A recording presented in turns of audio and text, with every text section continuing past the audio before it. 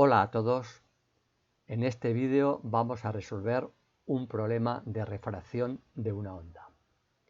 El texto dice lo siguiente: una onda que viaja por un medio con velocidad v1 igual a 10 metros por segundo incide sobre la frontera con otro medio diferente con ángulo de incidencia ε1 igual a 30 grados. La velocidad de propagación de la onda en el segundo medio es v2 igual a 17 metros por segundo. A. Calcula el ángulo de refracción ε2. B. Si la frecuencia de la onda es f igual a 10 Hz, calcula su longitud de onda en cada medio. C. ¿A partir de qué ángulo de incidencia ε1 se produce la reflexión total? Vamos pues a ello. Vamos a resolver el apartado A. El apartado A nos pide que calculemos el ángulo de refracción ε2. Primero vamos a poner todos los datos que tenemos sobre el problema, sobre el dibujo que acompaña al enunciado. Bien, este es el rayo incidente que forma un ángulo de incidencia ε1 igual a 30 grados con la normal en el punto de incidencia. Esta línea punteada perpendicular a la superficie de separación en rojo es la normal.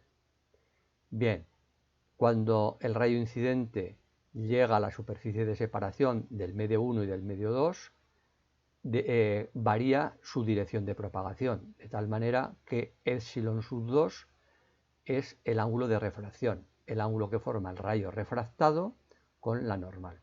Este es el ángulo que nos pide. En el medio 1 la velocidad de propagación es de 10 metros por segundo y en el medio 2 de 17 metros por segundo.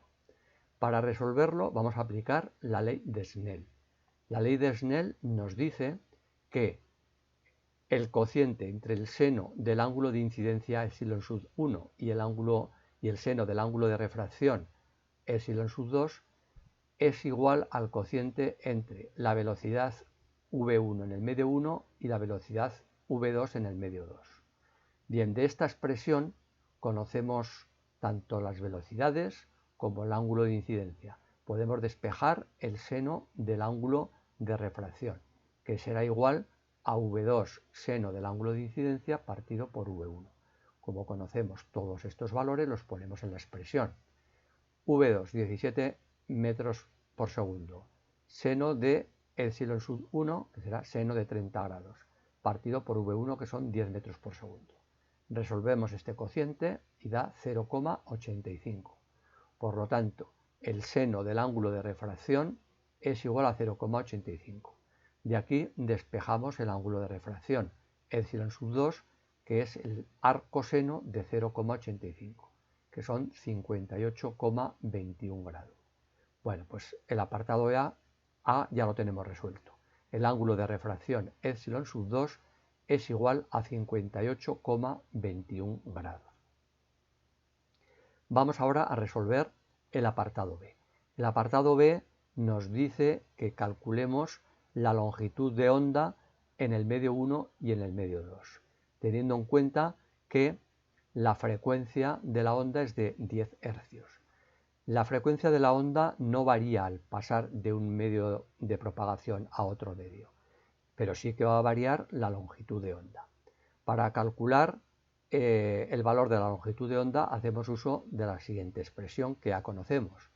La velocidad de una onda es igual al producto de la longitud de onda por la frecuencia.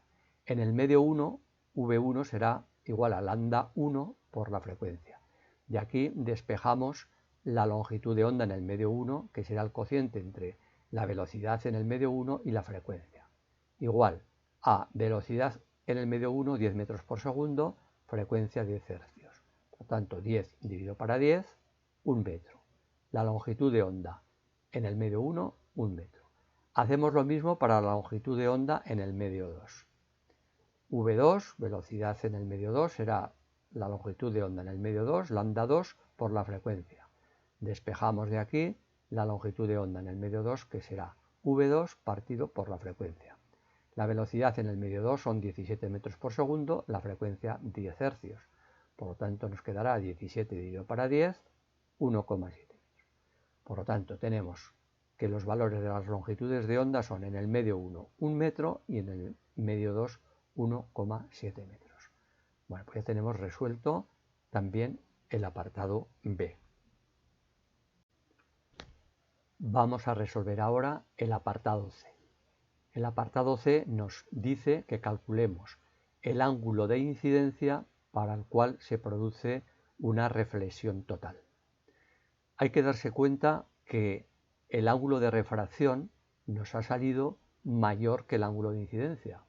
Por lo tanto, si vamos aumentando el ángulo de incidencia, en mayor medida va aumentando el ángulo de refracción. De tal manera que para un ángulo que vamos a llamar epsilon sub 1L, es decir, ángulo de incidencia límite, el rayo refractado va a salir justo por la superficie de separación de ambos medios. Bueno, pues cuando esto sucede, decimos que se ha producido la reflexión total. Y lo que nos pide en el problema es que calculemos este ángulo límite para el cual se produce este fenómeno. Si el ángulo fuera mayor que este ángulo de incidencia límite, el rayo ya no se refractaría, sino que saldría reflejado. Bueno, pues vamos a hacer el cálculo, teniendo en cuenta que ahora el ángulo de refracción, epsilon sub 2, tiene que ser 90 grados. Aplicamos nuevamente la ley de Snell. Seno del ángulo de incidencia partido por el seno del ángulo de refracción es igual a V1 partido por V2. Ahora el ángulo de refracción tiene que ser 90 grados, lo ponemos en la expresión, y el ángulo de incidencia es el ángulo de incidencia límite, que es lo que nos pide. Por lo tanto, seno del ángulo de incidencia límite partido por seno de 90 es igual a V1 partido por V2. El seno de 90 grados vale la unidad. Por lo tanto, seno del ángulo de incidencia límite tiene que ser igual a V1 partido por V2. Con lo cual, despejando de aquí el ángulo de incidencia límite, epsilon sub 1L será arcoseno de V1 partido por V2. Como conocemos el valor de V1 y de V2, lo ponemos en la expresión. Nos quedará arcoseno de V1 10 metros por segundo, V2 17 metros por segundo. Es decir, nos queda que el ángulo de incidencia límite es 36,03 grados.